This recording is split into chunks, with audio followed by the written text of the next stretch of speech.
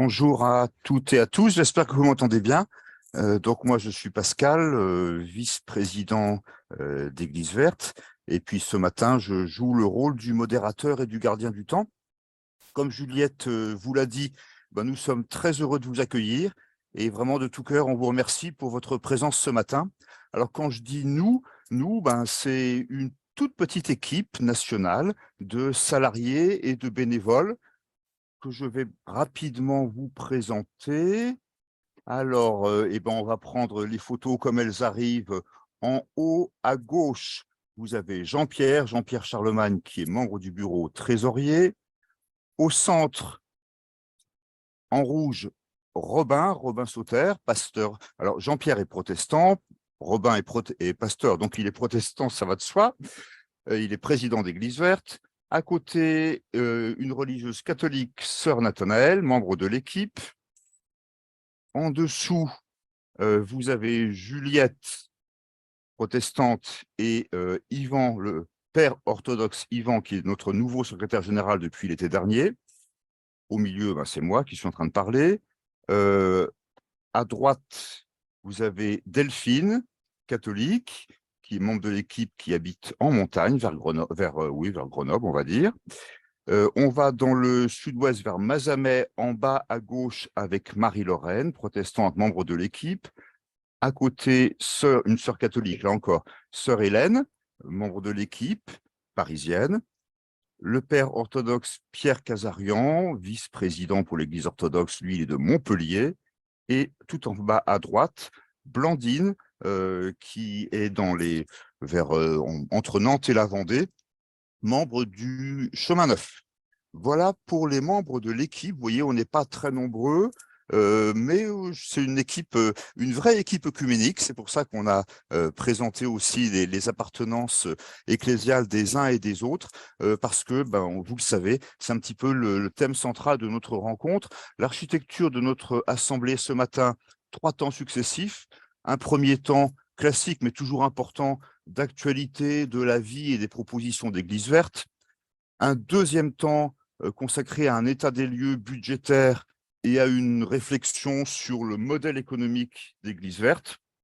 Il y aura ensuite une pause, rassurez-vous, et puis un troisième temps qui proposera un éclairage sur la dimension œcuménique d'Église Verte. Alors voilà, de l'information, de la réflexion, du partage, parce qu'Église Verte, c'est une démarche, mais c'est aussi et tout autant un réseau de communautés. Et notre Assemblée des communautés d'aujourd'hui, eh bien, elle est précisément une manière de vivre ensemble cette dynamique communautaire et de la vivre en Église. Et c'est d'ailleurs la raison pour laquelle nous allons tout de suite commencer notre rencontre par un temps de prière en commun. Nous sommes donc une centaine de connexions derrière nos ordinateurs, mais ça fait plus que 100 personnes parce que parfois, c'est des équipes complètes qui sont rassemblées derrière l'écran. Il n'y a pas que la technique qui nous réunit, c'est évidemment d'abord en tout premier lieu l'Esprit de Dieu qui nous met en communion les uns avec les autres. La technique n'est qu'un artifice que nous utilisons aujourd'hui et il y en a bien d'autres que le Seigneur utilise. Pour ouvrir cette prière, je vous lis simplement le verset du temps pour la création 2023 qui va animer un peu nos communautés, il va inspirer nos célébrations, nos prières, nos actions à l'automne prochain. Que la justice et la paix se répandent à partir du verset d'Amos 5, 24 sur l'image d'un fleuve puissant. Et vous verrez que c'est encore un cours d'eau qui illustre notre prière d'ouverture que nous prenons maintenant que je vous lis sur la diapo d'après. Prière d'ouverture proposée par Église Verte pour les différentes réunions donc, que vous pouvez utiliser. Dieu notre Père et notre Créateur, par ton Fils Jésus, envoie sur nous le souffle de ton esprit. Donne-nous un esprit de sagesse et de discernement, un esprit de conseil et de force. Nous nous réunissons aujourd'hui parce que nous croyons qu'agir pour préserver la création est une façon d'aimer notre prochain et d'agir pour la justice. Que notre esprit, notre âme et notre cœur soit entièrement tourné vers toi, afin d'accueillir la parole de chacun avec bienveillance. Que nos oreilles se fassent attentives aux fragilités, aux faiblesses et aux réticences des uns et des autres, afin que nous avancions ensemble, en respectant le rythme de chacun, mais conscients de l'urgence du cri de la terre et des pauvres. Nous nous remettons entre tes mains, Seigneur, confiants dans ta bonté de Père. Amen. Merci Robin. Et donc s'ouvre le premier volet de notre matinée, les actualités et les projets d'Église verte. Et je pense que c'est Marie-Lorraine qui commence par un point sur les communautés. C'est ça, merci beaucoup. Bonjour à tous, donc Marie-Lorraine de l'équipe opérationnelle. Pour faire un petit point sur les communautés labellisées, donc j'ai pris les chiffres qui vont jusqu'à la fin 2022. La courbe bleue représente les débuts de démarche chaque année. Donc on remarque une constance, sauf pendant la pandémie où elle s'est légèrement infléchie. Et le nombre total de débuts de démarche, c'est donc la courbe orange. Donc on voit que ça grandit, on en est très heureux. Je vous précise simplement que ces chiffres reflètent les débuts de démarche, comme je l'ai dit depuis le début. Donc nos outils et notre suivi vont bientôt nous permettre de préciser le nombre des démarches qui se poursuivent et celles qui ne se poursuivent pas, puisque nous avons malheureusement constaté que certains élans s'arrêtent. Merci. Pour la diapo suivante, suite au succès du label général, nous avons sorti plusieurs déclinaisons. Je vais vous montrer tout à l'heure où est-ce qu'on les retrouvera dans notre site web. Les 2 déclinaisons jeunesse sont sorties en 2021. Pas de nouvelles inscriptions pour Église Verte Jeune, mais 5 nouvelles inscriptions pour Pollen d'Église Verte. La remise du prix du challenge 2021-2022 a été faite en octobre au groupe Pollen de Grafenstaden. Actuellement, ces 2 déclinaisons souffrent d'un manque de suivi qui est assuré par Juliette, on la remercie en attendant, car nous n'avons pas trouvé de service civique. Donc, on va vous mettre dans le chat le lien, si vous connaissez une personne qui pourrait être intéressée par notre offre de service civique ou de stage pour suivre ces déclinaisons. Merci de diffuser notre offre. La diapo suivante présente les 4 déclinaisons qui sont sorties en 2022. Alors, Église verte monastère, qui est suivie par Sœur Nathanaël, qui est présente avec nous aujourd'hui, et Blandine Masson, qui n'est pas là aujourd'hui, fonctionne bien aussi. Donc, les 3 monastères qui avaient participé à la phase test ont accepté de poursuivre l'aventure. 4 monastères ont terminé leur éco-diagnostic. Une convention est en passe d'être signée avec Éco-Église Suisse pour permettre aux 8 monastères de Suisse romande de s'inscrire aussi sur la déclinaison. Église verte congrégation apostolique, c'est un suivi géographique par l'équipe. 4 instances de gouvernement et 23 communautés locales se sont inscrites depuis le lancement de la déclinaison ou ont renouvelé leur éco-diagnostic. Il est à noter que la province de France des religieuses de l'Assomption et toutes ces communautés locales se sont inscrites. Nous en sommes très heureux. Église verte famille, qui est suivie par Delphine. 11 parcours ont été officiellement déclarés. Sur ces 11 parcours, la majorité a démarré. Certains groupes sont encore en recherche de famille, puisque le principe, c'est de vivre ça à plusieurs familles. Au total, c'est 40 animateurs inscrits et 83 familles sur Église verte famille. Église verte association est suivie de manière géographique par l'équipe. On a 19 inscriptions avec des très grosses structures. Par exemple, nous avons la joie d'avoir accueilli le sanctuaire Notre-Dame de Lourdes. D'autres structures réfléchissent à se joindre à cette déclinaison qui est nouvelle. Et chaque mois, on communique sur les dernières communautés enregistrées sur le site Église verte, sur les réseaux sociaux. Pour la diapo suivante, aujourd'hui, Église verte est implantée dans tous les départements, sauf ceux que vous voyez soulignés en rouge. Donc, si vous connaissez des personnes qui y habitent, qui pourraient être intéressées, n'hésitez pas à leur en parler. Il y a l'Ariège, la Corrèze, l'Indre, la Lozère, la Haute-Marne, la Guadeloupe, la Guyane, Saint-Pierre-et-Miquelon, Mayotte. Sachez qu'il y a aussi des démarches dans toutes les villes de plus de 100 000 habitants, sauf Saint-Denis et Saint-Paul de la Réunion, Saint-Denis et Montreuil du 93. Merci, je laisse la parole à Delphine qui va maintenant vous parler de certaines autres nouveautés. Donc, je vous représente le temps pour la création avec un une emphase sur le thème 2023, donc ce temps œcuménique que les chrétiens du monde entier sont invités à vivre du 1er septembre, donc journée mondiale de prière pour le soin de la création, jusqu'au 4 octobre, fête de Saint François d'Assise, où on invite chaque communauté chrétienne à prier, à agir pour le soin de la création. Et depuis 2017, une équipe internationale propose un thème chaque année avec un verset biblique, des ressources d'animation, une trame de célébration œcuménique, etc. Et cette année, nous avons de la chance. Le verset qui a été choisi au niveau international correspond aussi au thème choisi par la Fédération protestante de France pour toute l'année 2023. Donc, voilà, ça veut dire qu'il y a déjà, la fédération a déjà publié des méditations bibliques sur ce thème en audio, etc. Donc, on a déjà la chance d'avoir quelques réflexions. Donc, on vous encourage à imaginer des choses sur le thème des fleuves et de la justice, l'un, l'autre ou les deux. Et si vous voulez en savoir plus et que vous êtes disponible, ce lundi, le lancement du guide de célébration va être annoncé et expliqué sur Internet. Je vais vous mettre le lien dans la discussion. Et puis, en attendant que ces ressources sortent, on a déjà compilé sur notre site Internet, dans un article, pas mal d'idées pour vivre ce temps-là. Alors, deuxième actualité du label, je voulais vous présenter la révision de l'éco-diagnostic général, donc pendant longtemps qui a été la seule proposition de questionnaire d'Église verte pour s'évaluer et qui est pensée plutôt pour une église locale, une paroisse. Donc, depuis 2017, nous avons compilé tous vos retours sur un document où vous nous aviez dit « Ah, attention, telle question on ne peut pas répondre » ou « Ça, la formulation, je ne comprends pas trop. Moi, ça se passe comme ça dans mon coin, ça ne marche pas, etc. » On vous a sollicité aussi via notre lettre d'information pour recueillir vos retours plus récemment cet hiver.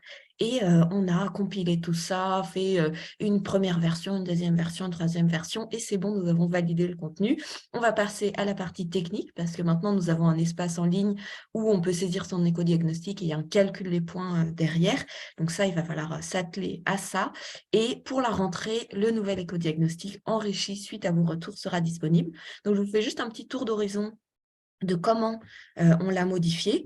Donc, il y avait des questions qui étaient sensiblement les mêmes qui ont été retirées, des questions qui ont été formulées plus clairement, des réponses qui ont été modifiées. C'était surtout pour, par exemple, la fréquence, qu'elle soit moins floue et qu'on passe de souvent, parfois, à plusieurs fois par an, des questions qui ont été ajoutées, et le domaine terrain dans lequel il y avait peu de questions qui a été vraiment renforcé pour prendre mieux en compte les enjeux liés à la biodiversité locale. Alors, je vous mets juste très vite des exemples pour chacune des questions pour que voilà, ce soit suivi de concret. Donc là, vous voyez une question qui était sensiblement la même, elle a été laissée à un seul endroit. Ensuite, vous voyez qu'on a rajouté des précisions, etc. Pour un peu que la nature de la question, ce qu'elle concerne, soit plus claire. Ensuite, dans des réponses modifiées, vous voyez qu'on a, par exemple, voilà, je vous parlais de la fréquence qui a été affinée. Ensuite, les questions ajoutées. Donc, par exemple, on s'est rendu compte, c'est juste un exemple sur les bâtiments, qu'on n'ait pas de questions sur le type d'énergie pour chauffer les bâtiments. Ensuite, un autre exemple de questions ajoutées dans la partie engagement local et global, des questions sur les activités de solidarité qui ont été demandées par plusieurs d'entre vous. Et ensuite, la dernière modification qui concerne le domaine terrain, où on a vraiment développé plus, explicité plus, surtout pour les questions de biodiversité. On ne va pas sortir vous montrer ça tout de suite parce qu'on attend que à la fois le PDF, le contenu et toute la forme, la technique soient en accord, parce que sinon on pourrait commencer à répondre à l'éco-diagnostic version imprimable et être bloqué au moment de passer sur Internet au calcul des points. Mais ce sera disponible avant la rentrée. On s'est donné comme objectif cette année de refondre le site web d'Église verte. C'est vrai qu'historiquement, le site a été conçu au lancement d'Église verte, et aujourd'hui, avec l'arrivée des 6 déclinaisons du label, il est nécessaire de pouvoir l'adapter à toutes ces évolutions. Donc, on avait envie aujourd'hui, c'est pas finalisé, mais de vous montrer le premier jet que le webmaster qui va concevoir le site nous a envoyé. Donc là, ce sera la page d'accueil sur laquelle vous pourrez arriver quand il sera mis en ligne. Et l'objectif, c'était pour nous de vraiment pouvoir mettre en valeur les déclinaisons du label qui aujourd'hui sont sous un menu déroulant. Et à terme, on pourra les voir tout de suite sur la gauche et accéder directement à la déclinaison qui nous concerne. Donc, on a vraiment fait ce travail de visibilité. Et on a aussi, on essaye aussi de travailler pour rendre plus simple et plus intuitif l'accès au site internet pour que ce soit plus facile de naviguer au sein du site, car on sait que certaines informations ne sont pas forcément faciles à trouver sur la version actuelle. Et on a souhaité également valoriser certains contenus qui aujourd'hui ne sont pas assez visibles sur la page d'accueil, notamment, donc ça sera la suite de la page d'accueil qu'on ira un petit peu plus bas. Donc, notamment les onglets agenda et actualité et vidéo. Et donc, l'objectif de la mise en ligne de ce site est au plus tard en fin d'année, si tout va bien. Voilà, donc on est heureux de pouvoir travailler sur ce projet et de vous offrir un nouveau site qui sera plus accessible, plus ergonomique, plus moderne. Dans les nouveautés également, ce sont les outils de communication. Certains les ont peut-être déjà vus. On a justement, avec l'arrivée des nouvelles déclinaisons, il a paru important d'avoir des nouveaux outils pour pouvoir intégrer ces évolutions. Donc, il y a désormais 2 affiches que vous voyez ici qui sont accessibles et téléchargeables sur le site internet d'Église Verte. Et on a également travaillé à alors zut, elle ne marche plus. J'ai un bug sur le PowerPoint, désolé. Donc, il y a également un flyer qui est un volet en 3, qui est un dépliant en 3 volets sur laquelle on reprend la description de chacune des déclinaisons. Donc, il y a bien sûr une présentation d'Église Verte, le rôle des ambassadeurs, puis un petit tour sur chacune des déclinaisons. Donc, ça également, vous pouvez les télécharger sur le lien qui a été mis sur le chat. Également travailler sur la boutique Helloasso. Donc aujourd'hui, vous pouviez commander et vous pouvez toujours commander sur Internet, donc sur le site ressources et outils, les outils de communication d'Église Verte. Et on a souhaité proposer une boutique Helloasso pour que ce soit plus facile pour les personnes qui payent par carte bancaire. Donc désormais, vous pouvez directement commander et payer par carte bancaire sur cette boutique. Et pour ceux qui souhaitent payer par chèque ou par virement, c'est toujours possible avec les liens Framaform qui existent et qui sont accessibles sur la boutique. Enfin, pas sur la boutique, mais sur le site internet. Voilà pour ça. Et je repasse la main à Marie-Lorraine. Très bien. Alors, nous allons naviguer sur le site internet actuel d'Église Verte avant la mise en ligne du nouveau site que Delphine vient vous montrer. Et je vais attirer votre attention sur quelques outils qu'on vous propose pour finir par les fiches et les formations. Alors, on va regarder un petit peu la barre du haut. Dans cette barre, on trouve plusieurs accès vers plusieurs pages intéressantes. Je voulais juste vous en montrer quelques-unes. Tout d'abord, l'agenda. Cet agenda en ligne vous permet, je ne sais pas si vous le voyez, moi c'est caché par les fenêtres, mais tout à droite. Donc on trouve le mot agenda avec la possibilité de mettre en ligne vos propres événements, afin d'en faire la publicité sur notre site internet, et aussi de retrouver tous les événements. Les événements, vous pouvez les trier par date ou par lieu. Donc, n'hésitez pas à aller faire des tours pour voir ce qui pourrait vous intéresser près de chez vous. Ensuite, je vous rappelle que nous avons des ambassadeurs que nous remercions chaleureusement pour tout le travail qu'ils font proche de chez vous pour vous accompagner à la promotion des Verte. Actuellement, on a 56 départements couverts par un ou plusieurs ambassadeurs dans la page. Donc, si vous cliquez sur le petit onglet ambassadeur, vous retrouvez leurs coordonnées, le détail de leur mission. N'hésitez pas à les solliciter. Si la mission d'ambassadeur peut vous intéresser, vous retrouverez toutes les modalités dans cette page. Et puis, dans le chat, va s'afficher les dates des prochaines formations en visio, ainsi que l'inscription. Ensuite, les déclinaisons, elles apparaissent à ce niveau-là actuellement. Vous l'avez vu sur le nouveau site, elles sont beaucoup plus accessibles. Voilà, n'hésitez pas à aller faire un petit tour par curiosité. Il y a vraiment tous les détails, à qui ça s'adresse, quelle est la méthodologie. etc. J'en profite aussi pour vous dire que la prochaine session de présentation de la déclinaison de famille aura lieu le 15 juin en visio. À nouveau, vous allez retrouver tous les détails dans le chat. Maintenant, on va se diriger sur ces boutons de gauche et notamment ressources et outils. Voilà ce qui va nous intéresser aujourd'hui. Donc, vous l'avez vu, cette ampoule bleue sur laquelle on a cliqué, le passage secret pour ouvrir nos fiches de formation. Tout d'abord, donc, on voit en haut ces deux boutons des ressources pour commencer la démarche ou la redémarrer si vous rencontrez des difficultés. La dernière section, outils de communication. Donc, ça présente les outils dont Delphine a parlé tout à l'heure, les chasubles, tout ce qu'on peut retrouver sur la boutique Hello Asso. Et maintenant, je vais me concentrer sur les 5 autres boutons qui reprennent les 5 domaines de l'éco-diagnostic général. Donc, on va vous montrer maintenant dans la section bâtiment tout ce que l'on peut trouver.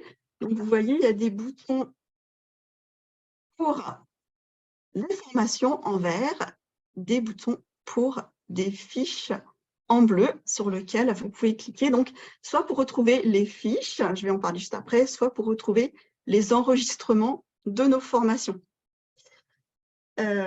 Voilà. Alors, voilà où je vais en venir après ce petit tour d'horizon. Comme vous le savez, l'Assemblée des communautés a une visée consultative. Donc, cette année, on a décidé de vous donner la parole à propos justement de ces fiches et de ces formations pour nous aider à améliorer nos outils. Donc, dans quelques minutes, vous allez pouvoir répondre à un petit questionnaire pour partager vos impressions. Alors, que vous connaissiez ou non ces outils, je vous les présente un petit peu. Donc, les fiches, elles existent depuis le lancement du label. On continue à en produire régulièrement. Aujourd'hui, on en a 15 avec des thématiques variées, les achats, les déplacements, le chauffage, le compost, etc., avec des suggestions qui sont vraiment adaptées à votre réalité en communauté. La toute dernière fiche, c'est celle sur l'énergie. On a d'autres fiches en préparation, notamment celle sur la question animale, une autre fiche en préparation sur les finances, une dernière sur la sobriété numérique. Donc, à chaque fois, il s'agit d'un format écrit avec plusieurs pages.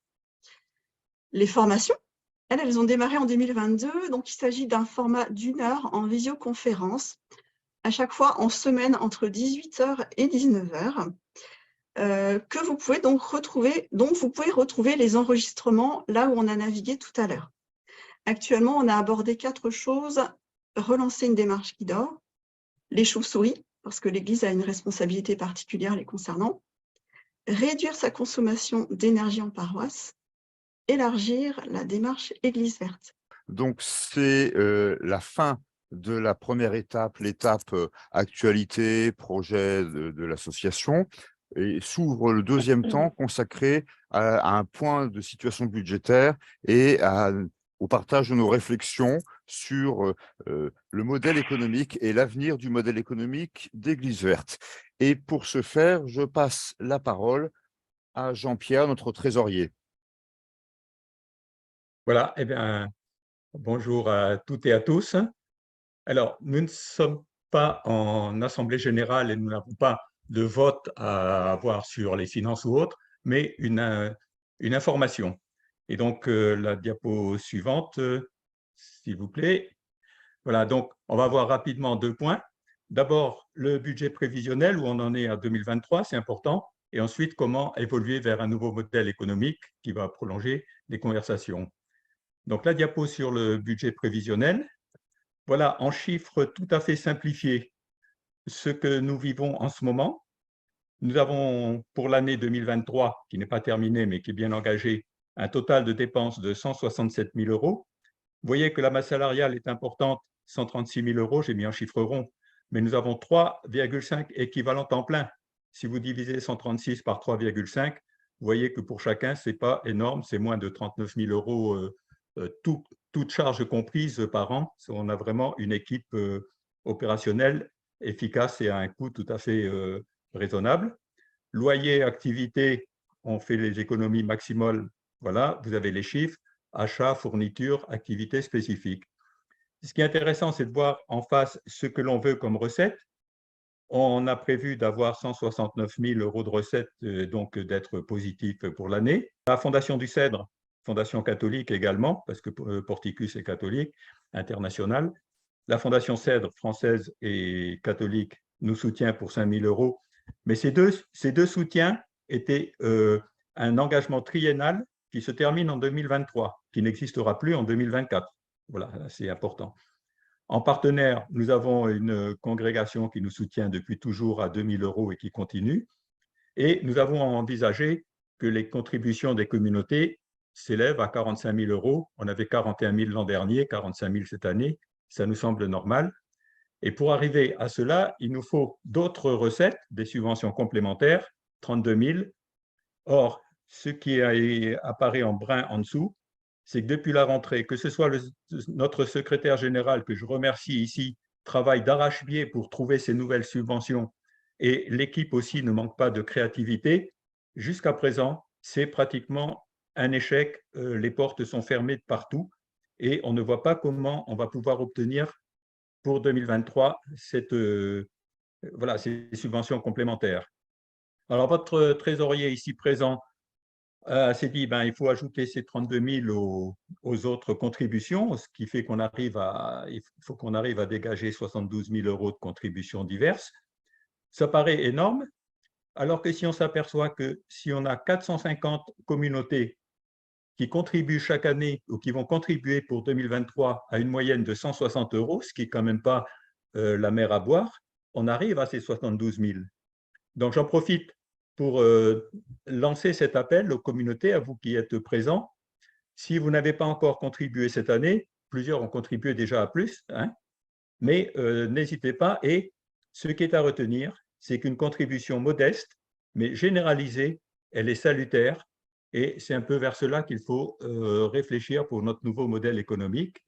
Donc, vous voyez que, comme je viens de le dire, en 2022, nous avons eu 41 000 € de recettes. Et en réalité, il y a 198 communautés qui ont contribué et ça fait une moyenne de 205 € chacune. Donc, si on envisage vraiment par la communication et par la prise en conscience, et on est là aussi en Assemblée des communautés pour prendre cette prise de conscience, vous avez vu tout le travail que font notre équipe salariée ici, c'est indispensable à la vie. Et si les communautés, si on arrive à doubler ce chiffre un peu plus, passer de 200 à 480, et pour une contribution moyenne modeste de 150 €, on arriverait à nos 72 000 €. Et puis, ça pose la question pour 2024, où nous n'aurons plus le soutien triennal de Porticus et du Cèdre, qui ont vraiment voulu nous aider à donner ce nouvel élan. Il faudrait que l'on passe. Alors, contribution, cotisation obligatoire, c'est en discussion. Voilà, ce n'est pas à nous de prendre la décision maintenant, mais c'est en discussion. Et on se dit que si on arrive, on peut arriver à avoir un financement qui soit pérenne. J'ai fait remarquer en bas que l'année 2022, on s'en est bien sorti. D'autre part, l'équipe opérationnelle n'était pas au complet. Nous avions que l'équivalent de 2,6 équivalents temps plein. Nous sommes maintenant avec des équipes complètes, 3,5. Nous n'envisageons pas d'augmenter le nombre d'équipes. On cherche un service civique, mais de pérenniser le modèle. Si vous aimez bien les courbes, j'ai fait un petit aspect de courbe, la suivante. Vous voyez? Donc, notre rêve de départ, tout à fait au départ, il y a plusieurs années, c'était que toutes les structures labellisées contribuent, avec 500 en contribution, on aurait été à 85 000 €. La réalité, c'est que, comme on vient de voir, c'est plutôt 200 communautés qui contribuent, et 2022, on s'en est sorti comme ça. Mais 2023 et la suite, ces différents bâtons-là montrent qu'on est en train de réfléchir. Est-ce qu'il faut une cotisation à 150 € et puis une possibilité de cotisation un peu plus faible pour ceux qui le veulent ou autre? Là, c'est tout un travail de réflexion qu'on ne va pas aborder maintenant, mais sur lequel on est. Et je peux rendre la parole. Oui, Merci beaucoup Jean-Pierre pour cet exposé précis. Alors, donc c'est pas possible de discuter maintenant ensemble de ce point. Donc là, vous voyez affiché à l'écran en fait un rendez-vous qu'on vous propose si certains veulent contribuer un peu de manière active à cette réflexion en participant à la visio le jeudi 8 juin prochain, donc ça vient très vite, de 18h à 19h. Faites-nous signe si vous voulez vous inscrire et puis vous pouvez aussi évidemment réagir en direct maintenant dans le chat et vous avez déjà bien commencé. Ma prise de parole maintenant a surtout pour objet de détailler les conséquences de ce que Jean-Pierre vient de dire. Vous avez entendu un peu l'état des lieux et du coup le bureau élargi, donc l'instance de gouvernance d'Église Verte, a travaillé sur le sujet et va proposer pour sa prochaine assemblée générale un changement de vocabulaire, c'est-à-dire on va passer du mot contribution, qui est attendu des membres d'Église Verte, des communautés participantes, passe d'une contribution à cotisation. C'était déjà apparu dans le petit tableau que Jean-Pierre vous a montré. Église Verte a été lancée avec l'idée que ce service était gratuit et mais qu'on attendait une contribution volontaire complètement libre des communautés. Et là, on voudrait passer à un modèle avec plutôt l'idée de cotisation obligatoire, mais dont le montant, par contre, évidemment, reste libre. On continuera à donner un montant indicatif, mais le montant reste libre et on s'autorisera une immense souplesse pour que ce ne soit pas un frein. Mais on pense que c'est important de montrer, de chiffrer en fait le véritable coût d'Église Verte et d'aller vers un modèle qui soit le plus pérenne possible, où on soit moins dépendant de financement extérieur, de subventions. Voilà. Et je veux préciser aussi que ce n'est pas possible d'avoir un financement qui arrive uniquement du national des églises.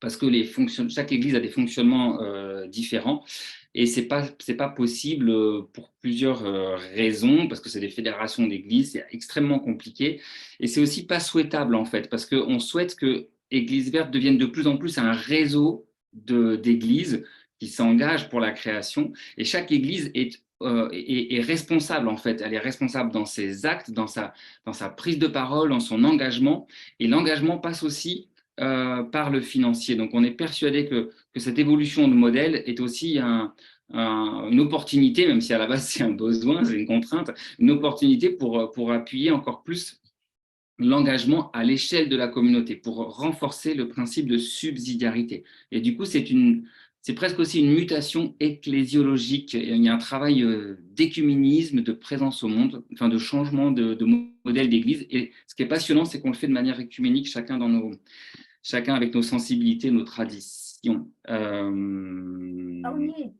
Et ensuite, je voulais aussi terminer en disant que comme vous l'avez vu, c'est un vrai service. Cet argent, il n'est pas perdu. Il sert à produire des choses très concrètes.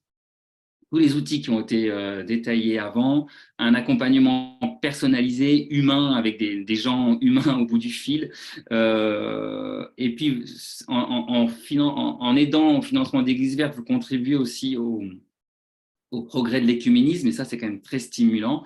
Et l'Église, au sens très large, bénéficie de toute la communication qu'Église Verte, tout le travail de communication d'Église Verte, pour être sur la brèche de ces enjeux de notre époque. Voilà pour ce que j'avais à vous dire. Donc, la prochaine étape, c'est cette visio. Et puis, surtout, au moment de l'Assemblée générale, le changement de statut, l'Assemblée générale qui sera le 4 octobre prochain. J'ai bien conscience que, on l'a vu d'ailleurs dans le chat, certains l'ont évoqué, mais que certaines communautés, il y a des réticences ou une difficulté de la part des responsables économiques pour verser la contribution à Église Verte. Donc, on a souhaité faire un petit focus pour vous permettre de verser la contribution annuelle à Église Verte et peut-être d'évoquer aussi des pistes qui pourraient vous aider lorsqu'il peut y avoir des freins de la part des responsables économiques. Donc, la première des choses, c'est évidemment d'avoir un bon argumentaire. Ce qu'on aime bien dire, nous, c'est que soutenir financièrement Église Verte, c'est sur les fonds de la communauté, hein, j'entends bien, c'est participer aux frais d'un service dont vous bénéficiez en étant dans la démarche Église Verte. Et le service prend différentes formes. C'est d'abord d'avoir un interlocuteur privilégié. Marie-Lorraine l'a évoqué tout à l'heure. Pour certaines déclinaisons, il y a un interlocuteur géographique, et puis pour d'autres déclinaisons, il y a un interlocuteur, par exemple, pour les monastères. Donc, vous avez vraiment chacun un contact dédié de l'équipe Église Verte permanente et que vous pouvez mobiliser et solliciter lorsque vous en avez besoin. Il y a évidemment des ressources qui sont mises à disposition de la part d'Église Verte. Et puis, Marie-Lorraine les a également évoquées, il y a les fiches pratiques, mais il y a les formations qu'on propose, l'Assemblée des communautés qui demande un gros travail de préparation. Et puis, bien sûr, l'appartenance au réseau d'Église Verte. On est un gros réseau maintenant en France et ça demande du temps pour pouvoir l'animer. Et enfin, la mise en valeur d'entrée dans la démarche en interne et en externe. Nous, sur le site d'Église Verte et sur les réseaux sociaux, on va partager via la carte toutes les communautés qui sont entrées dans la démarche, mais on partage également chaque mois les nouvelles communautés qui intègrent la démarche. Et vous, en interne, on vous invite vraiment à rendre visible votre action et votre entrée dans la démarche Église Verte, en affichant une affiche, en indiquant dans vos outils de communication que vous êtes dans la démarche, en utilisant l'attestation de label que vous recevez à chaque fois que vous remplissez un nouvel écodiagnostic. Donc ça, c'est la première chose, cet argumentaire qui est important pour nous et que vous puissiez, vous, l'utiliser pour le partager notamment aux responsables économiques. Si malgré tout, ça ne fonctionne toujours pas, qu'il reste des résistances ou des difficultés, il y a d'autres possibilités de verser une contribution. Je vais en évoquer quelques-unes ici. Il y a par exemple dédier une quête ou une partie d'une quête lors d'une célébration que vous pourriez faire autour de la création, par exemple lors du temps pour la création.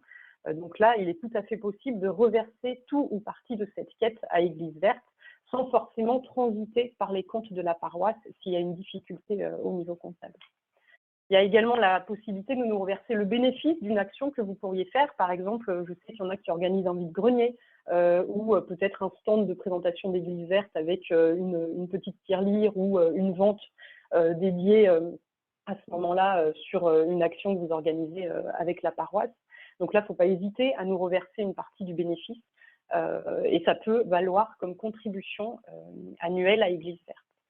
Il y a également la participation libre lors d'événements. Si vous organisez, il y en a plein qui le font, une fresque, une conférence, par exemple une projection, il y en a qui ont organisé la projection de la lettre ou d'autres documentaires chrétiens chlorophylle ou d'autres documentaires chrétiens ou non chrétiens dans la paroisse. Il ne faut pas hésiter à proposer aux participants de participer financièrement et de nous reverser encore une fois tout ou partie de cette collecte.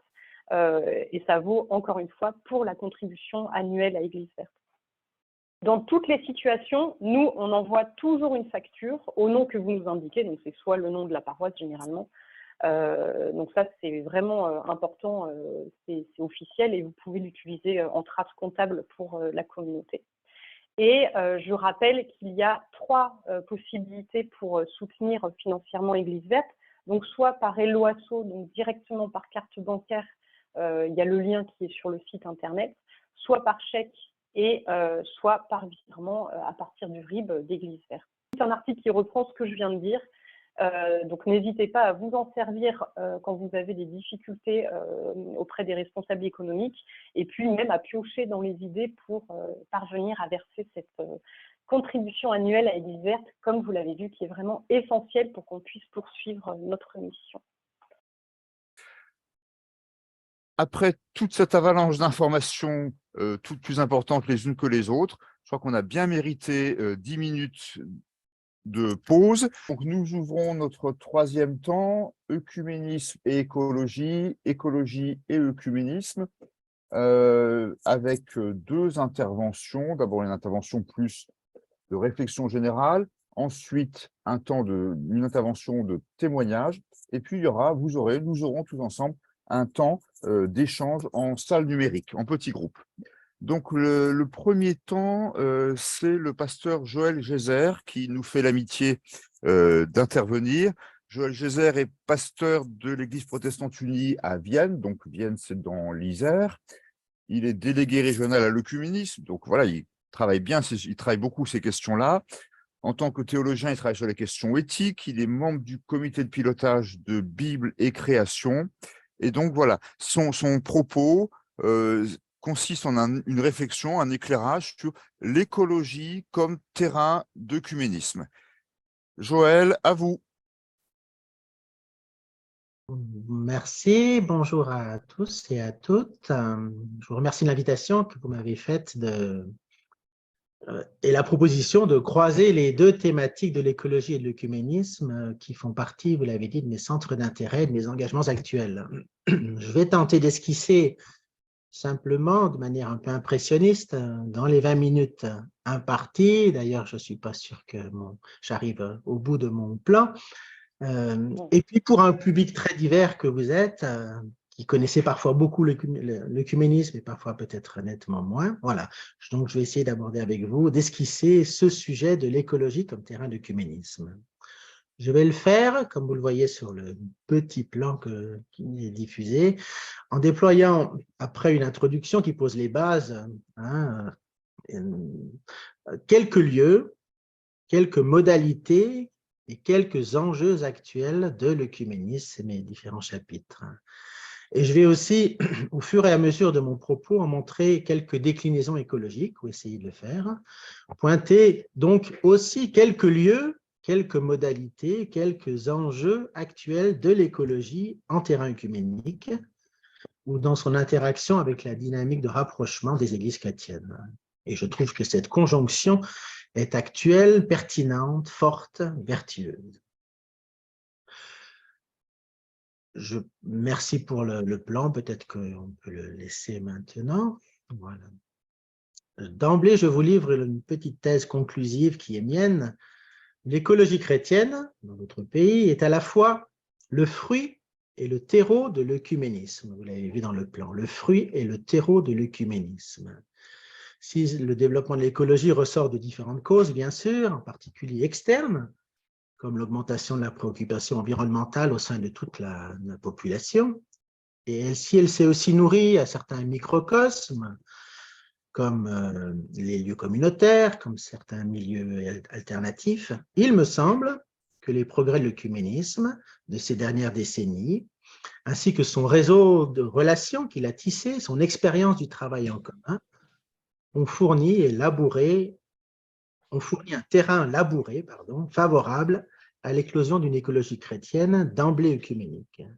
C'est dans ce sens que l'écologie est à mes yeux, pour partie bien sûr, le fruit de la réalité œcuménique, de sa pratique vivante comme de ses succès doctrinaux, à partir desquels il a été possible de bâtir des relations assez naturelles, assez évidentes, assez fortes, et dont l'Église verte est un bel exemple.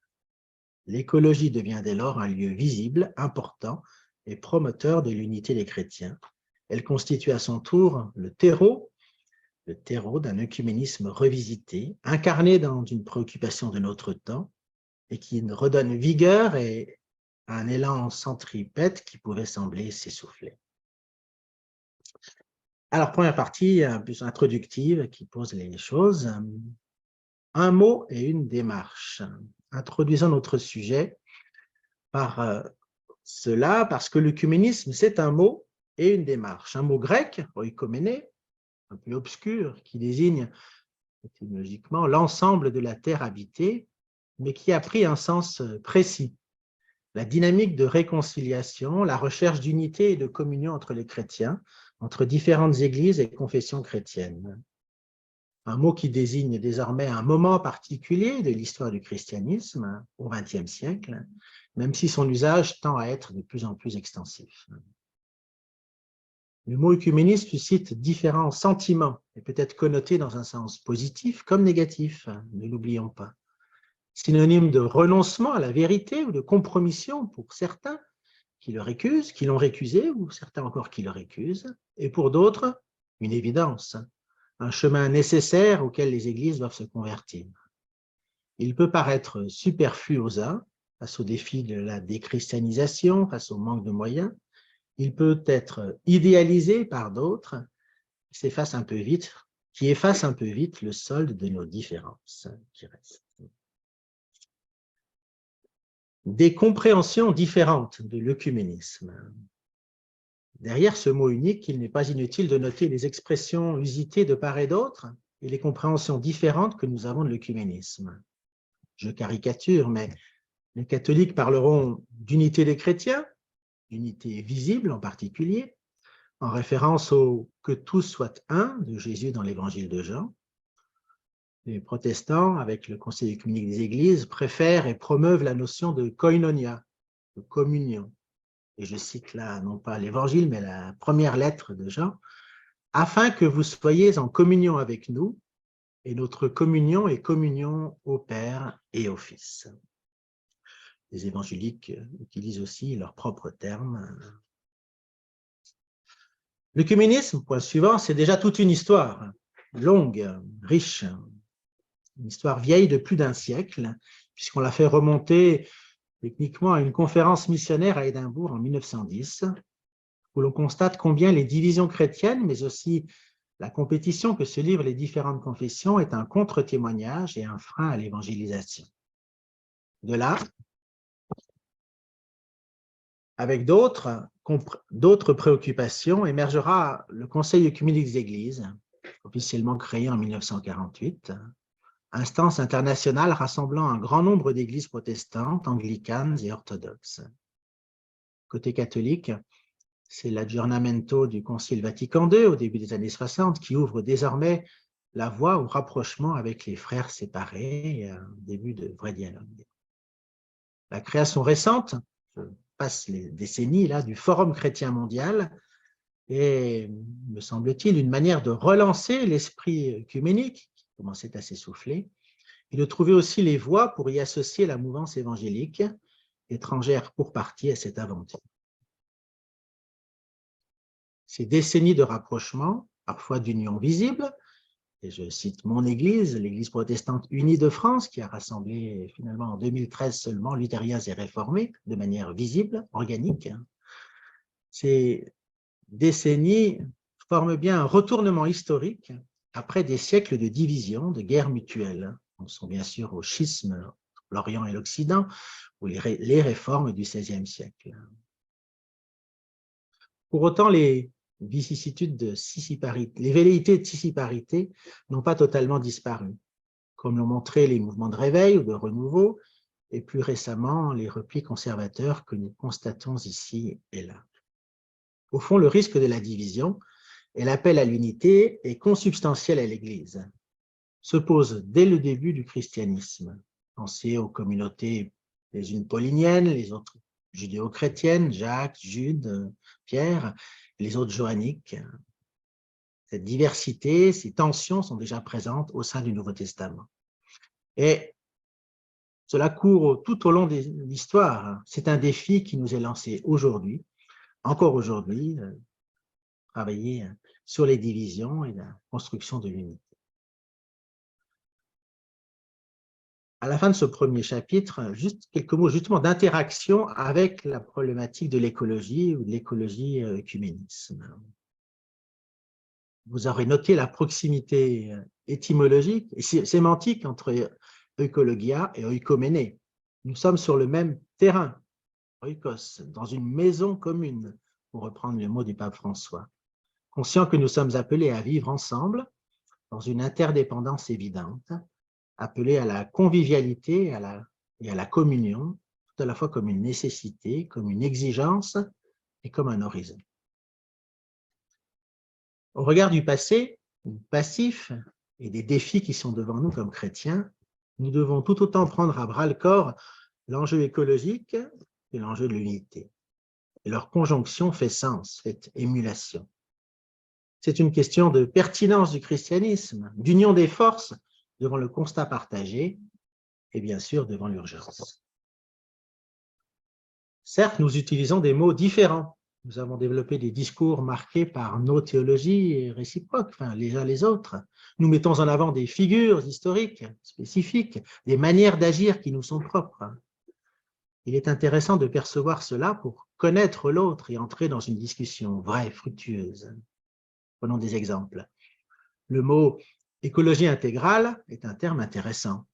À mes yeux, il exprime bien la manière catholique de penser et de vivre sa foi en continuité avec la doctrine sociale de l'Église. Moi, protestant, je ne m'identifierai pas, toutefois, spontanément, ni ne l'adopterai.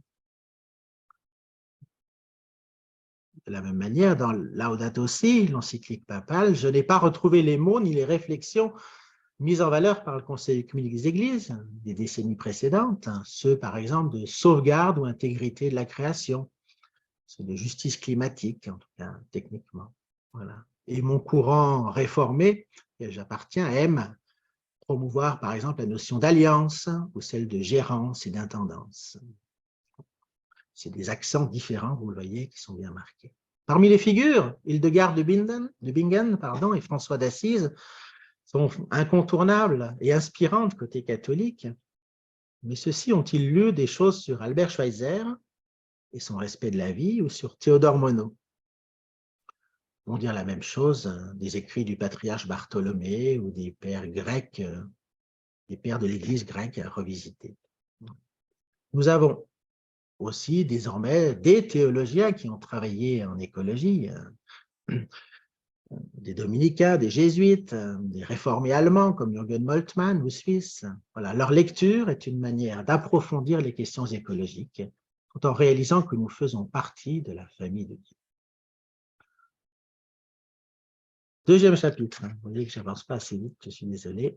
Les lieux de l'œcuménisme. Les lieux de l'œcuménisme. L'œcuménisme se déploie géographiquement et thématiquement en différents lieux. Sans doute un certain nombre d'entre vous ont une expérience concrète de la réalité œcuménique de nos églises, œuvres et mouvements. Elle est protéiforme et se vit concrètement, localement, de bien des manières.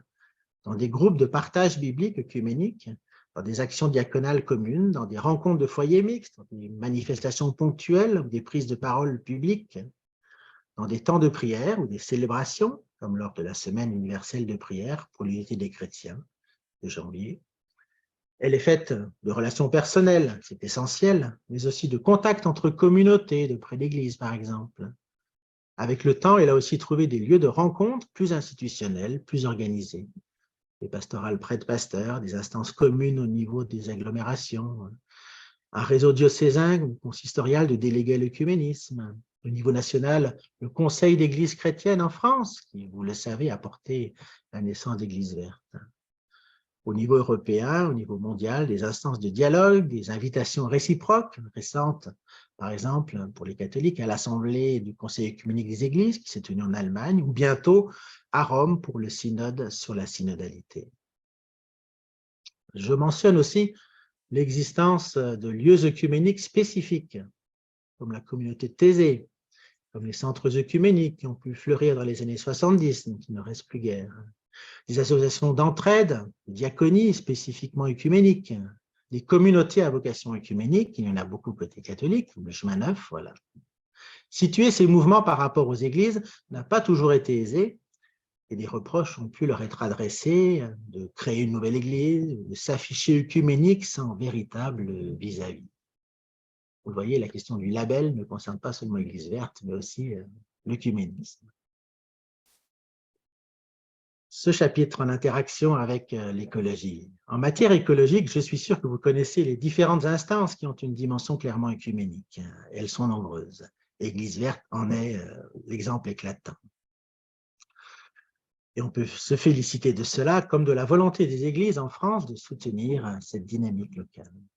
Il y a aussi des associations engagées dans l'écologie qui affichent clairement leur caractère œcuménique d'emblée. Au niveau européen, vous avez peut-être entendu parler de l'ECEN, ECEN, et au niveau international, des échanges nombreux, des publications sont fréquentes. Dans la revue œcuménique Istina, dans le dernier numéro et dans les précédents, vous trouverez plusieurs articles qui concernent l'écologie et puis l'édition de textes travaillés et produits par le Conseil œcuménique des Églises. L'expression forgée par Jacques Ellul et Bernard Charbonneau est ici plus que pertinente. Penser globale, agir local. Voilà. Elle souligne que c'est à tous les niveaux que se déploie et que se joue la dynamique croisée de l'écologie et de l'œcuménisme. Elle le fait aussi de plusieurs manières, et c'est le point suivant que je veux aborder. Et comme le temps passe beaucoup trop vite, je vais laisser mon texte pour dire quelques mots plus rapides. L'œcuménisme se déploie sous différentes formes, théologiques, spirituelles, pratiques.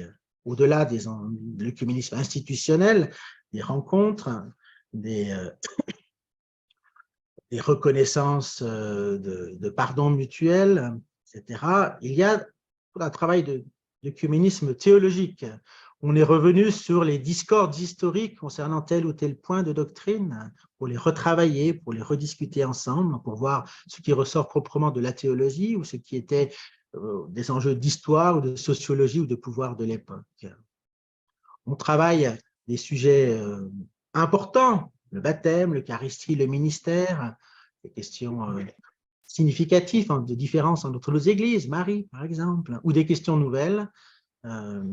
Voilà, la présence des églises, la place des églises dans une société déchristianisée où les autres religions ont davantage de place. Voilà, des thèmes nouveaux et classiques que l'on reprend à bras-le-corps, soit dans des dialogues bilatéraux entre deux églises, soit dans des dialogues multilatéraux. C'est plus compliqué, mais aussi on progresse plus ensemble et il y a davantage de cohérence. Beaucoup de choses ont été produites, et peut-être que davantage encore que nous avons été capables de les recevoir dans les églises, parmi nous, les membres, mais aussi dans les instances d'église pour en tirer toutes les conséquences. Il y a d'autres œcuménismes. À côté de l'œcuménisme doctrinal, il y a un œcuménisme spirituel qui est aussi très important. Nous avons commencé par prier au début de cette rencontre et ça me semble très fort. La semaine de prière pour l'unité des chrétiens, lancée officiellement en 1935 par l'abbé Couturier, mais avec des précédents, etc., est un bel exemple, au fond, de relations et de communion croissante entre nos églises, de découverte mutuelle et de créativité entre nous, au niveau liturgique d'ailleurs aussi. Les temps du carême ont été en Suisse romande, mais aussi maintenant aussi en France, avec les prières pain-pomme ou les parcours de réflexion qui ont pu avoir lieu d'ailleurs sous le chapeau d'Église verte en témoignent. Il y a aussi un œcuménisme pratique dans l'engagement diaconal, et celui-ci est très conséquent. Il y a aussi un œcuménisme pratique dans le souci de témoignage en commun. Pas toujours évident, mais c'est un front important, un challenge important pour l'œcuménisme de développer cela. Si je regarde ce chapitre-là maintenant au niveau de l'écologie, du rapport entre l'écologie et l'œcuménisme, je peux faire peut-être un certain nombre de points. À l'évidence, effectivement, nous avons eu des théologies différentes et il est intéressant de comprendre ce qui se joue derrière les discours des uns et des autres de nos églises pour voir, voilà, pour ensuite aussi travailler ensemble. Il y a des colloques théologiques nombreux qui ont eu lieu et qui ont encore lieu ces temps-ci. Il y a des débats au niveau des spécialistes, mais il est utile chez les uns et les autres de reprendre les dossiers, de voir comment chacun déploie une théologie de la création, comment la question de la coopération de l'homme ou de la désacralisation du créé, comment la question du panenthéisme, la présence de Dieu dans la création, son œuvre dans l'être humain se dit et se formule, parce que nous avons des traditions différentes, parce que nous comprenons les choses de manière différenciée. Le travail sur ces théologies n'est jamais vain, parce que si nous développons la pratique, si aujourd'hui les doctrines et la théologie sont en mode mineur, et on met beaucoup moins en avant les différences institutionnelles, travailler ensemble, prier ensemble, construire ensemble un plaidoyer ou une marche pour le climat, eh bien, à un moment donné, il va toujours y avoir des mots, des conceptions qui sont là présentes, des manières de prier, des manières de décider en Église, voilà, parce que la question du pouvoir ne fonctionne pas de la même manière entre nos différentes Églises. Et au fond, on ramène toutes les questions qui sont des questions entre nos Églises, des questions œcuméniques. Et il est intéressant, voilà, d'être initié un tout petit peu au moins à cela, d'en saisir les enjeux pour avancer concrètement et efficacement dans notre engagement écologique. De la même manière, au niveau spiritualité, il y a des manières de faire, de prier, des mots utilisés, des gestes ou pas des gestes, des utilisations d'éléments du créé qui peuvent parfois, selon les sensibilités spirituelles et ecclésiales, surprendre, gêner, voilà, et au fond, casser un peu la dynamique commune que nous voulons mettre en place dans ce domaine. La question du jeûne, par exemple. Je pense que voilà, pour le protestantisme, comme la question des marches et pèlerinages était une question compliquée et délicate, mais on voit aussi comment le chemin parcouru par les uns et les autres sur ce point comme sur d'autres.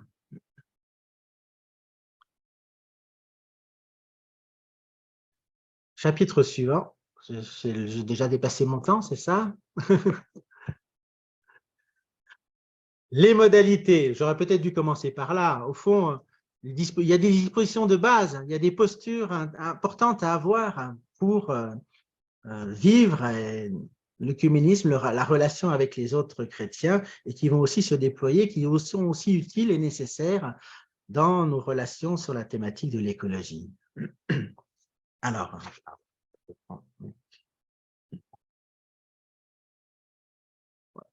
il y a bien sûr la posture de départ bienveillante, l'écoute, le respect de la différence, la capacité d'étonnement dans le rapport à l'autre. Voilà.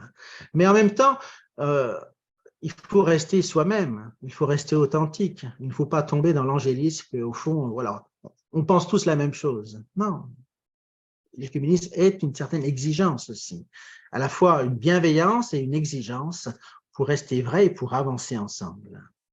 Au niveau européen, on a écrit il y a un certain nombre d'années une charte œcuménique européenne qui à la fois nous donne des pistes à creuser et puis aussi, au fond, une certaine déontologie à avoir. Et je pense que c'est utile aussi peut-être de la relire et de la travailler à nouveau. Il y a eu des jalons dans le chemin œcuménique. Il ne faut jamais sous-estimer le passif, le passé, et l'influence qu'il a encore sur aujourd'hui. Et quand on veut faire des choses avec d'autres personnes, avec d'autres églises, avec d'autres chrétiens, on peut pas ne pas faire fi voilà, des violences de l'histoire, mais aussi peut-être des mécompréhensions entre les églises concrètes localement les années précédentes. Voilà. Et c'est toute une démarche que d'apprendre à se retrouver, à s'écouter, à prier ensemble, à agir côte à côte, et c'est un terme qui était très important dans la réflexion œcuménique et qui maintenant se déborde en écologie, il faut apprendre à se convertir, voilà, inviter chacun à la conversion des églises en matière œcuménique, et ce sera aussi le cas, bien sûr, en matière écologique. Joël, excusez-moi, mais si vous pouviez finir dans 2-3 minutes, s'il vous plaît, je suis désolé, mais… Bien sûr, non, mais Merci. Je vais essayer de le faire. Des points d'attention, je pense qu'il faut avoir en œcuménisme. Faire attention au langage, parce que parfois nous avons des mots différents, parfois nous utilisons les mêmes mots, mais avec des sens différents. Prendre en compte les éléments non théologiques, les facteurs non théologiques, les réalités sociologiques, parfois les philosophies qui sont en arrière-fond. Et cela joue beaucoup dans nos relations entre chrétiens. Et par exemple, sur la question de l'écologie, le rapport à la nature, les gros termes théologiques de panthéisme ou de panenthéisme sont des vrais enjeux entre nous et il faut être clair dans la manière dont nous les discutons. La théologie, l'œcuménisme a développé ses propres méthodes, ses spécialistes, son propre langage. Elle a travaillé à relire ensemble les Écritures au niveau méthodologique. La méthode, peut-être la première, c'est de relire ensemble les Écritures. Et je pense qu'il est intéressant en écologie de prendre les textes qui nous ont inspirés, qui nous inspirent encore en écologie, et de les lire ensemble. En œcuménisme, on a été appelé et on a travaillé à relire ensemble le passé. On avait une vision différente. Je pense qu'il est intéressant en écologie de relire aussi le passé, de voir comment voilà, l'Église, puisqu'elle a été accusée de contribuer au fond à la crise écologique, comment ensemble nous avons eu répondre à cette question-là. Et puis, a été développé en œcuménisme des méthodes qu'on appelle le consensus différencié, à savoir arriver à dire ensemble des choses communes après un long débat, et puis aussi savoir dire ce qui reste encore de différent. Et je pense que là encore, en matière écologie, ça nous permet d'agir sur un certain nombre de points, tout en maintenant la diversité qui est entre nous. J'avais un dernier chapitre, les enjeux, c'était plutôt une question d'ouverture. Voilà, l'œcuménisme est affiché, affirmé comme une nécessité par nos différentes églises, mais la démarche n'est pas forcément évidente. Elle a sans doute perdu de son évidence. Certains vont même dire que nous sommes entrés dans une sorte d'hiver de l'œcuménisme, on s'est épuisé, où les militants ne sont plus là. Je pense que l'œcuménisme a mûri, il a pris de l'âge, il s'est transformé, il est devenu à la fois plus évident et peut-être plus ordinaire dans la vie de nos églises. Donc il y a à prendre compte cela, mais à continuer d'aller dans ce sens. L'interreligieux est une question qui est venue un peu bousculer l'enjeu œcuménique, le remplacer parfois, certains diraient. Je pense qu'il est à ajouter à l'œcuménisme et que des choses différentes s'y vivent. Je pense qu'on peut dire la même chose au niveau écologique. Évidemment, la question écologique est une question de société qui concerne tout le monde, sur lequel les religions ont intérêt à discuter et à agir ensemble, mais je pense qu'au niveau œcuménique, nous pouvons vivre des choses et porter des choses plus fortes, plus intenses, plus communionnelles, et il ne faut pas négliger ce niveau. La pratique contre la doctrine, j'en ai déjà parlé un tout petit peu, je termine juste sur les fronts actuels. En œcuménisme, beaucoup de choses ont été faites, en particulier, par exemple, sur la question de la doctrine de la justification. Nous avons eu un accord international entre catholiques et protestants sur la question de la justification par la foi, mais il reste des fronts nouveaux, peut-être plus sensibles, plus fondamentaux aujourd'hui. C'est l'Église, l'ecclésiologie, la conception de l'Église, c'est la question du ministère, c'est la conception que nous avons de l'humain, notre anthropologie, c'est les questions éthiques. Et je pense que, au fond, ces fronts-là sont aussi ceux de l'écologie aujourd'hui. Et il est intéressant de les travailler modestement, mais de manière décidée. Voilà, excusez-moi d'avoir abrégé et d'avoir été un peu beaucoup trop vite pour la fin de mon intervention. Merci. Merci beaucoup. Alors voilà, un moment de réflexion de fond. Et ce moment de réflexion de fond a souligné à différentes étapes la manière dont notre façon œcuménique de nous engager pour le soin de la création et en même temps pour le soin de nos frères se traduisait de manière très concrète sur nos terrains respectifs.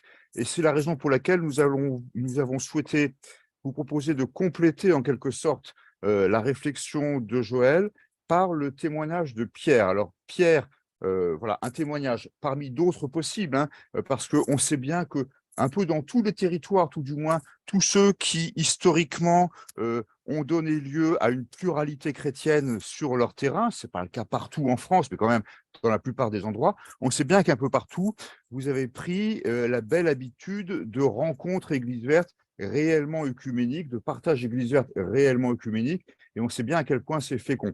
Alors, on a choisi, voilà, il fallait choisir, on a choisi de vous proposer ce matin un focus sur le département de l'Hérault, côté catholique, le diocèse de Montpellier, en demandant à Pierre Brugidou de témoigner. Pierre Brugidou est prêtre catholique, curé de paroisse. Il a été à l'origine de la création du groupe écuménique Église verte 34 comme l'Hérault. Il est par ailleurs prêtre accompagnateur de la délégation diocésaine catholique à l'écologie intégrale et puis aumônier général adjoint des Scouts et Guides de France. Et un petit diaporama qui va défiler assez vite, mais ensuite vous reviendrez sur ma vidéo parce que je crois que c'est plus sympa aussi de se voir, pour dire comment donc est né notre groupe Église verte dans l'Hérault. Donc, comme l'a dit Pascal en introduction, je suis prêtre du diocèse de Montpellier. Moi, j'ai 46 ans, j'étais ordonné prêtre en 2001. Et puis, donc, avant d'être aujourd'hui curé de paroisse, j'ai été donc dans mon diocèse responsable de la pastorale des jeunes. Donc, j'étais le bras droit de mon évêque de 2013 à 2020 pour coordonner dans l'Église catholique dans l'Hérault la pastorale des collégiens, lycéens, étudiants et jeunes pros. Voilà. Donc, ça doit être les clics d'après sur le diaporama. Et donc, j'ai donc une mission nationale chez les Scouts et Guides de France. Et puis, il se trouve qu'en 2016, donc j'avais déjà 15 ans de ministère, mon évêque m'a proposé donc de repartir aux études. Et donc, je suis reparti en alternance à l'Institut catholique de Paris pour 4 ans de formation jusqu'à un master en théologie, où j'ai travaillé sur la réception de l'encyclique du pape François, donc sur la protection de la maison commune. Voilà. Et donc, depuis 2020, je suis donc curé sur le littoral de l'Hérault, tout en ayant les 2 autres missions que Pascal a évoquées, donc dans le scoutisme et donc pour les questions écologiques pour mon diocèse. Vous avez à l'écran donc la délégation à l'écologie intégrale, donc que l'évêque avait créée en 2020. Et donc pour aller très vite sur l'historique, voilà. Alors on peut faire défiler les diapos si vous voulez bien. Voilà. Après par ailleurs, j'ai un peu le goût du plein air. Voilà, j'ai des ruches avec un de mes frères, j'ai un poulailler parce qu'actuellement je suis dans un presbytère qui permet d'avoir un peu d'espace. Et alors la photo qui est là et puis la suivante vous montre des jeunes scouts pris dans les manifs du vendredi après-midi là, la grève scolaire. Donc vous savez que Greta Thunberg a proposé à certains lycéens ou étudiants de ne plus aller à la fac ou au lycée le vendredi après-midi pour manifester pour le climat. Voilà. Et c'est pas du photomontage, c'est des vrais jeunes qui font du scoutisme qui sont en photo là. Voilà. Ce que je voulais vous dire, mais peut-être qu'on peut arrêter le diaporama là, c'est peut-être pas la peine d'aller plus loin. Et comme ça, vous pouvez revenir à ma vidéo. Comment est né notre groupe? Donc en 2016, quand la Belle Église verte est née, bon, c'était écuménique à la base, et puis quand même dans l'Église catholique, les évêques commençaient déjà à penser à avoir des référents à l'écologie intégrale dans chaque diocèse. Moi, j'étais responsable de la pastorale des jeunes dans mon diocèse. Le scoutisme fait que j'étais assez sensible à ces questions-là. Et puis, naturellement aussi, moi, mes aspirations personnelles. Donc, j'avais dit à mon évêque, mais vous avez pensé à quelqu'un pour s'occuper de ces questions-là? Il m'a dit, non, j'ai personne, mais si tu veux t'en occuper, tu t'en occupes. Bon, j'ai un peu laissé glisser les choses. Et puis, un jour, je me suis décidé en me disant, voilà, je vais proposer une rencontre avec un petit réseau de gens du rural et de la ville. Avec, à Montpellier, on a quand même des enseignants-chercheurs à Montpellier-Supagro, des gens du scoutisme, des gens de la pastorale des jeunes, pour lancer cette démarche-là.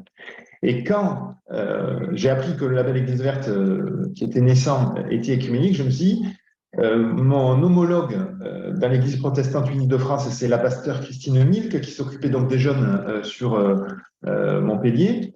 Je lui ai fait passer l'info. Et elle m'a dit, je diffuse dans mon réseau. Et lors de la première rencontre, c'était déjà écuménique, puisque donc on était 12. On était donc 9 personnes de l'Église catholique. Il y avait une personne de l'Église protestante unie de France, de Montpellier Agglomération, et 2 personnes d'une église évangélique de Montpellier. Voilà. Donc, à la base, notre groupe était déjà né et il était écuménique.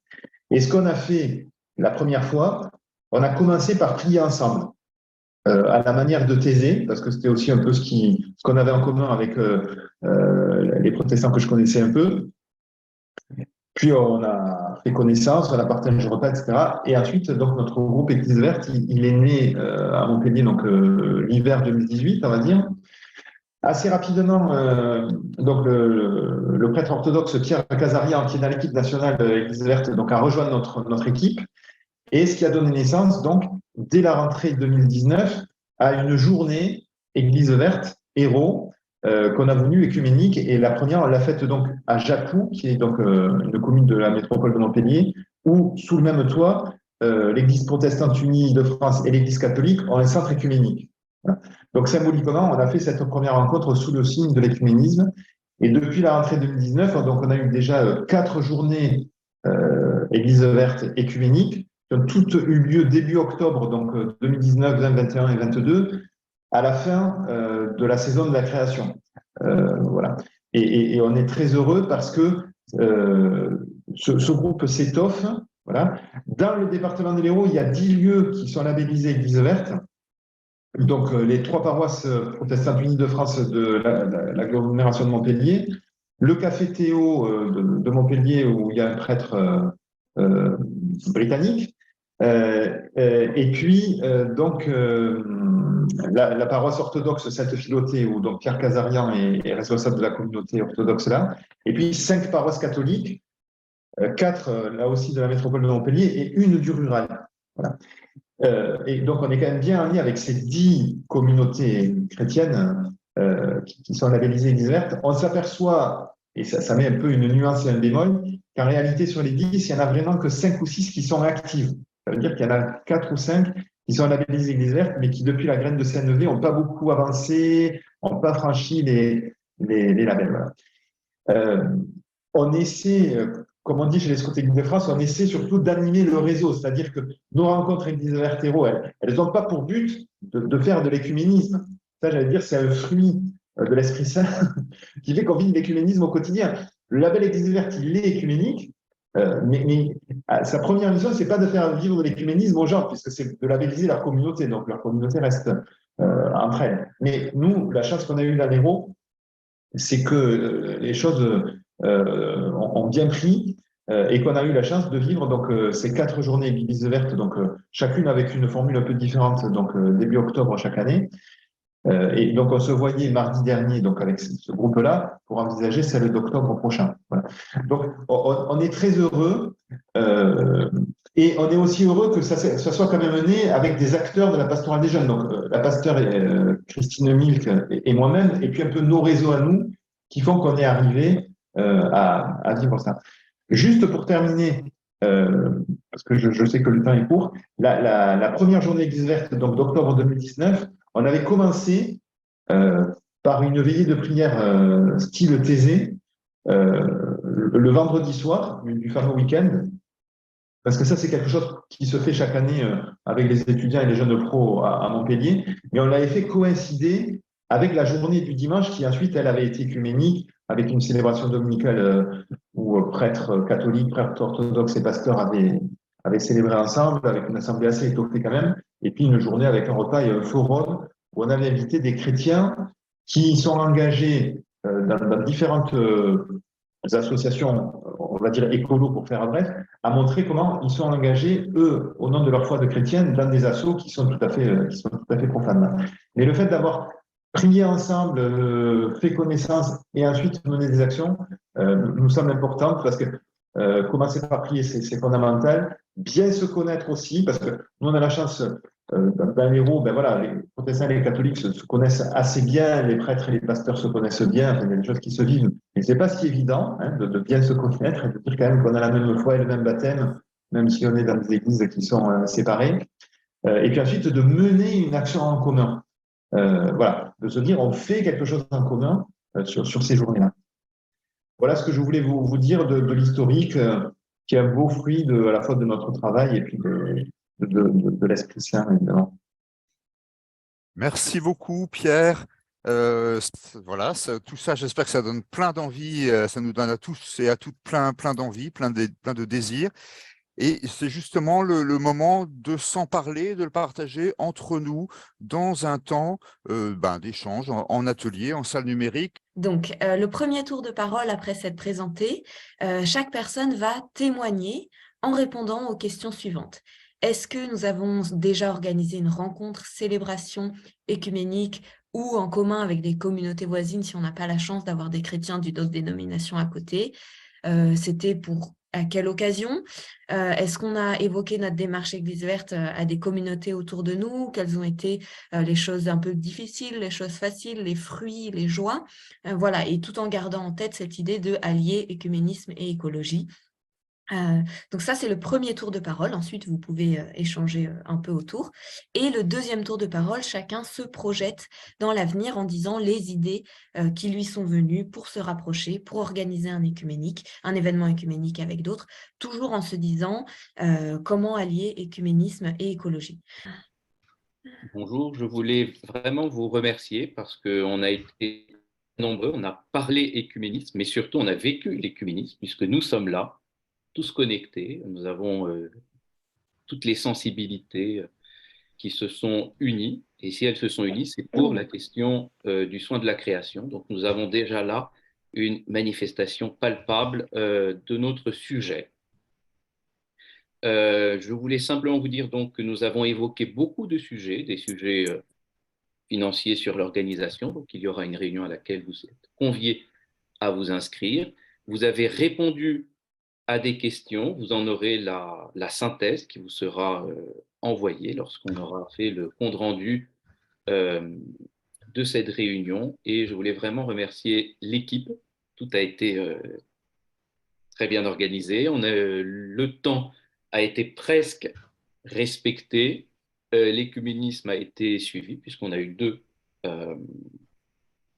présentations, deux confessions, et je voudrais passer à sœur Nathanaël la parole pour qu'elle clôture par une prière.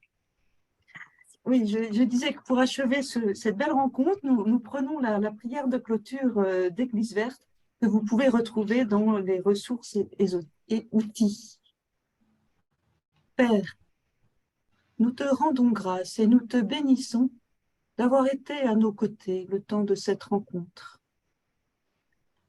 Accompagne-nous sur notre chemin de conversion, ainsi que toutes les communautés engagées dans la démarche Église verte. Que nos échanges de ce jour portent du fruit et qu'ils consolident notre foi et notre espérance. Suscite de par le monde, chez les communautés chrétiennes et au cœur de toute personne de bonne volonté, le désir d'entrer en chemin de conversion écologique. Merci, Père, de nous donner des frères et des sœurs à aimer, une création à contempler et à protéger, un sauveur à glorifier et à louer, et que ta bénédiction repose sur nous à jamais, par Jésus le Christ notre Seigneur. Amen.